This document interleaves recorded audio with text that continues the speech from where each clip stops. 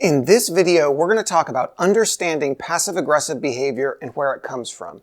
And make sure you stick around until the end of the video, where I'll talk about how you can communicate more directly to better get your needs met and have fewer problems with the people you're interacting with. If you're wondering why people have a passive-aggressive personality, it generally comes from childhood because they watch their parents not communicate directly. Instead of talking through their problems the way ideally you would, they do things like sigh or make sarcastic comments, or in other ways don't show that they're really upset even when they are, and don't address their problems head on.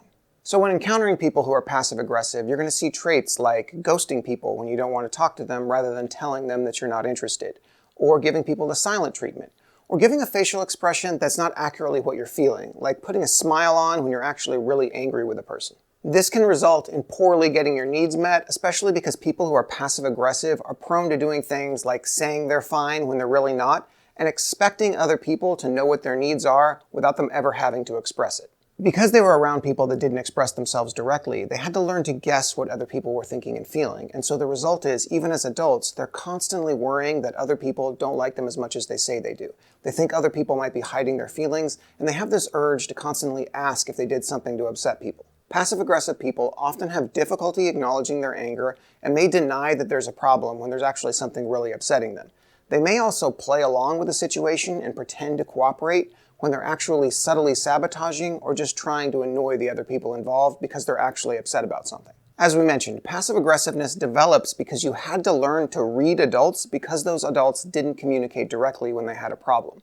But the problem with this is that as a passive-aggressive person, it can leave you feeling powerless, it can leave you feeling resentful, and what often happens is a passive-aggressive person will blow up over some minor issue that wasn't a significant problem, and while that minor issue may or may not get resolved, the real things that were bothering them, the things that were causing them to seethe underneath their skin and were just so angry about, those never get brought up because the passive-aggressive person isn't directly bringing them up. So I mentioned I'd provide some solutions, and the biggest thing a passive-aggressive person can learn is that conflict isn't bad. Conflict can actually create emotional intimacy and can be very valuable. It's extremely difficult to get your needs met if you're not willing to express what they are.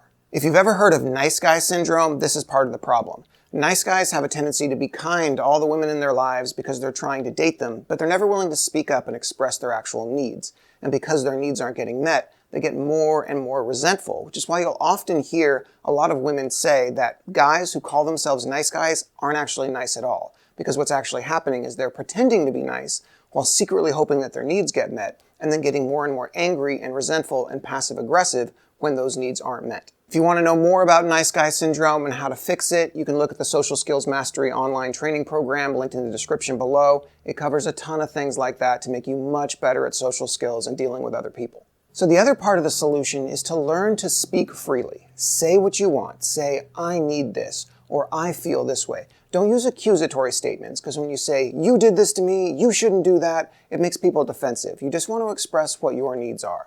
This is what I need. If you can provide it for me, that would be great. I'm not accusing you of anything, but I need this. And when you say things like that to me, I feel this way. And when you're on the other side of the conversation, don't reject how the other person feels. Let them express themselves. Don't become defensive, and don't take it too personally. You don't need to personalize these things. They're not really attacks, they're just how they feel. If you find yourself becoming too defensive, just take a deep breath and relax and try to understand that the other person is entitled to their feelings, and even if you disagree with them, even if you think that they're not reasonable, you have to accept that this is how the other person feels. The person is correct about their own feelings. You can't tell somebody that their feelings are wrong because they are in fact feeling them, and so that makes them correct. That is exactly the real feeling that they're actually feeling. So it's never appropriate to tell people, you don't have the right to feel that way.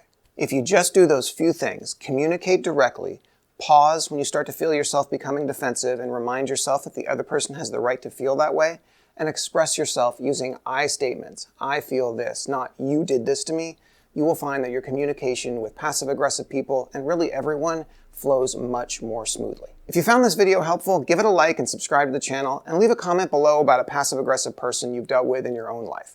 We all deal with situations like this, and sharing our stories can help everyone.